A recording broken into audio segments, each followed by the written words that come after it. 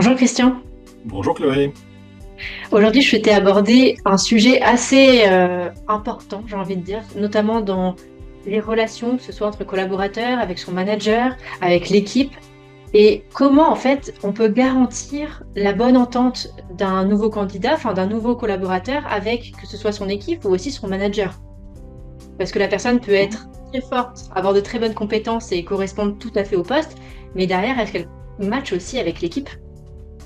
Tout à fait. Alors là, oui, on a deux questions. On a deux questions. Alors toutes les questions interrelationnelles en one-to-one, j'ai envie de dire. Donc ça, on va en parler. Et puis aussi les questions de fonctionnement d'équipe. Donc là, qui, en revanche, font l'objet d'une prochaine rencontre, si vous Mhm. voulez bien, parce que ce ne sont pas du tout les mêmes stratégies à appliquer. Alors, en one-to-one, c'est-à-dire typiquement dans le recrutement, c'est est-ce que le candidat va pouvoir s'entendre avec son manager? Ça, c'est quelque chose qu'on apprécie de faire et qui est aussi très apprécié des clients. Ça part de la question suivante. Vous voulez recruter le meilleur expert techniquement dans le métier, parce que vous en avez besoin et tout. Maintenant, je vous demande de vous projeter allez, dans quelques mois et de regarder qu'est-ce qui se passe si, ok, c'est un super crack, mais que vous ne pouvez pas vous sentir, que vous ne pouvez pas collaborer tous les deux. Voilà. Et que, en fait, quand vous venez le matin, en fait, vous venez reculons, parce que vous savez d'ores et déjà que la journée sur le plan relationnel avec lui, que vous allez fréquenter évidemment toute la journée, eh bien, ça va pas bien se passer, ça va pas être confortable, dans le meilleur des cas, quoi. Ça peut être pire.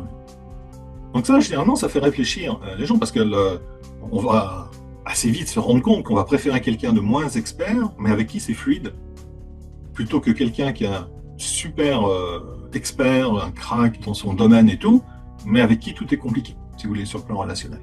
Après, je trouve qu'il y a aussi une autre problématique là-dedans, c'est que lors de l'entretien, même s'il y en a deux, trois des entretiens, on n'a pas forcément, on voit pas forcément la vraie personnalité de la personne en face, du candidat. Et il peut nous montrer une certaine facette de lui-même, en tout cas forcément sous son meilleur jour. Mais dans le quotidien, ça va pas être la même. Et donc on peut le recruter en se disant, bon, sans vraiment se poser la question sur le fait est-ce qu'on va s'entendre ou pas, parce qu'en fait la question ne se pose même pas. On se dit oui, il a l'air sympa. Et puis en fait, une fois qu'il est là au quotidien, on peut plus le voir. Alors oui, alors là, vous avez des tas de cas tout à fait réjouissants à étudier. Réjouissant, oui. À étudier, mais pas pour les personnes concernées. Non, non, ça fait partie des quelques pièges du recrutement, effectivement. Et si je veux aller dans votre sens, il y a des profils qu'on sait clairement identifiés qui vont forcément plaire, parce que c'est, on va dire, c'est pas leur, c'est leur nature. Hein. Ouais. Ils sont câblés comme ça, avec une spécificité comportementale très originale, qui peut être très utile, mais qui aussi peut nous desservir. Hein. Voilà. Donc ça, même chose, on pourra faire des entretiens sur ces sujets-là. C'est absolument passionnant de découvrir ce mécanisme extrêmement subtil. Et là, ça fait partie des pièges du recrutement, parce que ce sont des personnes qui plaisent forcément, quelles que soient leurs compétences. Mais c'est pas tout à fait le sujet. Là, ce dont je vous parlais, c'est comment on va pouvoir anticiper qu'effectivement deux personnes vont fonctionner de manière fluide ensemble. Donc ça, on a une méthodologie dans Intellicent, c'est un peu dans la relation, si vous voulez, le 1 plus 1 égale 3. Hein, on connaît cette formulation. Alors souvent dans l'image, c'est de se dire, il y a une créativité supplémentaire qui apparaît, mais ça, oui, c'est vrai, mais c'est à condition qu'ils s'entendent. Parce que des fois, 1 plus 1, c'est même moins qu'un demi. Hein. Oui, carrément. Donc, c'est pas gagné à coup sûr. Alors, comment faire pour que ce soit gagné à coup sûr? J'ai envie de le formuler comme ça, finalement, parce que c'est possible. Eh bien, dans Intelli7, on a un processus, on a des processus d'animation et d'études, et on sait décrire le 1 supplémentaire dans 1 plus 1 égale 3. C'est-à-dire qu'on sait décrire quel est le mécanisme relationnel qui va soudain se produire entre ces deux personnes-là, mais vraiment ces deux-là précisément. Parce que c'est une alchimie particulière, une relation entre deux personnes. Oui, c'est unique, en effet. Voilà, donc on sait la décrire, la mesurer au travers des comportements et donc des valeurs que chacune des deux personnes porte. Et c'est ainsi qu'il est assez facile de découvrir évidemment les atomes crochus entre les deux personnes. Donc on sait d'ores et déjà si où ça va matcher, qu'est-ce qu'il faut dire, qu'est-ce qu'il faut introduire comme sujet pour que tout de suite la mayonnaise prenne. Mais on va voir aussi où sont les divergences. Et cette notion de divergence est absolument essentielle parce qu'elle rejoint les processus d'intelligence collective, c'est que la richesse naît d'une différence, d'une divergence. Donc on se dit, bah chouette, il y a des divergences, c'est impeccable. Mais on se doute bien et vous en doutez maintenant, vous me connaissez un peu, que si je vous amène le truc de cette manière-là, c'est que c'est pas si simple. Alors, Et non. c'est ce qu'on aimerait bien, et que quand on est optimiste, on se dit, oui, mais non, bah, dans la vraie vie, c'est pas tout à fait ça. C'est que dans l'écrasante majorité des cas, une divergence crée des tensions, voire des conflits.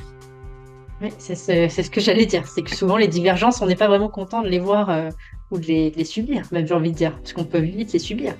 Ah, mais complètement, on peut, absolument. Et tant qu'on n'en a pas pris conscience, qu'on les a pas objectivés, et que, en Ouais. les objectivant, si vous voulez, on va pouvoir créer de la valeur autour de ça et de voir la divergence comme une complémentarité. C'est cette transformation-là qu'on va pouvoir, d'une manière plus ou moins, j'allais dire autoritaire, mais processée, on va dire, mettre en place. En tout cas, jusqu'à présent, ça s'est toujours produit comme ça, c'est qu'on a toujours fait naître d'une divergence qui aurait pu potentiellement générer un conflit, on a toujours pu créer une complémentarité, installer une création de valeur. Mais ça, C'est pour ça qu'il ne faut pas sortir de l'émotion. Parce que si on entre dans le conflit, c'est qu'on met de l'émotion. alors, quand on va rentrer dans le conflit, déjà, on trie, c'est ce qu'on appelle en pleine les tris primaires, on est sur un tri personne. C'est-à-dire qu'on va raisonner et que si nous ne sommes pas d'accord tous les deux, Chloé, c'est que vous êtes forcément contre moi. Voilà. Mais là, on va, alors là, c'est un peu technique si vous voulez dans les techniques d'animation, mais on va faire glisser la chose sur un tri processus. C'est-à-dire que plutôt que de parler vous, Chloé, et moi, Christian, c'est de dire de votre métier, de votre fonction, de vos responsabilités, et la même chose des miennes. Et là, tout d'un coup, les choses deviennent plus fiables. Alors, ça suffit pas. C'est vrai que ça fonctionne beaucoup mieux, mais il va falloir quand même aller un pas plus loin pour clarifier, pour pouvoir créer de la valeur. Ça suffit pas de se dire oui, ben, c'est normal qu'on ait des divergences parce qu'on a des responsabilités différentes et des objectifs différents. Oui, on est d'accord, ça c'est tout à fait vrai.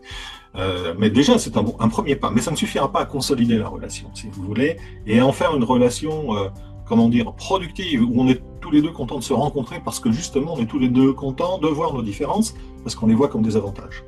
Bah, comment on fait du coup? Oh, bah là, le processus est assez simple. Généralement, les techniques d'animation avec un TSS sont toujours simples. C'est de se dire, en substance, au travers des grilles de comportement, pas de personnalité. Avec la personnalité, ça marche pas. On peut pas le faire, pas de matière, si vous voulez. Mais en revanche, avec les comportements, parce que chaque comportement sous-tend une valeur. Chaque comportement est à l'usage d'une valeur propre qui est chacun la nôtre. Voilà, bon. Et donc, l'idée, ça va être de travailler sur les valeurs. On opère un glissement et de se rendre compte tout d'un coup que nos valeurs ne sont absolument pas en danger, ni pour vous ni pour moi, parce qu'on fonctionne ensemble. Et pourquoi elles ne sont pas en danger? Mais parce qu'on a des territoires différents, parce qu'on a des objectifs différents. Voilà. Et de ce fait, je vais voir tout l'intérêt de votre valeur, parce que je vais découvrir un truc que je connais totalement, et inversement, je le souhaite en tout cas, que je puisse présenter pour vous une source de richesse, si vous voulez. Donc l'animation est assez simple, ça prend une demi-journée, sous contrôle d'un animateur, parce qu'il faut installer des canaux de communication, enfin, il y a des tas de bénéfices qui vont tourner autour de tout ça, mais ça marche, c'est réglé comme du papier à musique, ça marche très très bien. Très, très bien. Et en général, on fait appel à vous en amont ou pendant le conflit? C'est quand déjà le conflit est existant? Alors, c'est pas forcément un conflit. On a plusieurs étapes pour utiliser cette démarche. La première étape, c'est l'anticipation. C'est-à-dire, par exemple, dans le recrutement, on va pouvoir le faire en anticipation relationnelle, déjà de sélectionner des candidats pour les faire venir ou les voir. Déjà, ça peut être un pré-tri. Est-ce que potentiellement ils peuvent s'entendre avec leur N+1? Parce que si déjà c'est flagrant, c'est même pas la peine de continuer. Ça ne fonctionnera pas. Après ça, quand on va faire le onboarding, c'est-à-dire que le manager, ça y est, il a décidé, je prends tel candidat, tac, bon, maintenant le candidat, il est dans les murs. Bon, alors on fait quoi? Alors là, on va faire ce qu'on appelle une installation de relation, qui est un petit peu un prolongement de cette technique-là, où chacun va avoir l'opportunité d'établir, si vous voulez, ses priorités, et ça va être fait ensemble.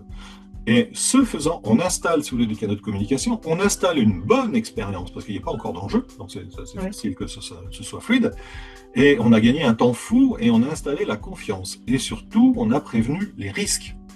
Parce que, vous connaissez comme moi, dans l'humain, le problème, c'est quand on est pris par surprise. Tandis que là, on n'est pas pris par surprise, parce qu'on a déjà traité des divergences, qu'on a déjà transformé en complémentarité. Donc on gagne un temps fou et il n'y aura pas de glissement derrière. Après ça, pour la gestion de conflit, c'est encore autre chose, parce que là, c'est une autre technique, mais ça fera l'objet d'une prochaine entrevue, si vous voulez, parce qu'on va pouvoir traiter des conflits sans en parler, mais ça, c'est plus subtil. Ah, un petit peu de teasing. Voilà, exactement. Très bien, bon bah écoutez, on va se laisser sur ce teasing alors. Merci beaucoup Christian. Avec plaisir, Chloé, avec plaisir. À bientôt. À bientôt.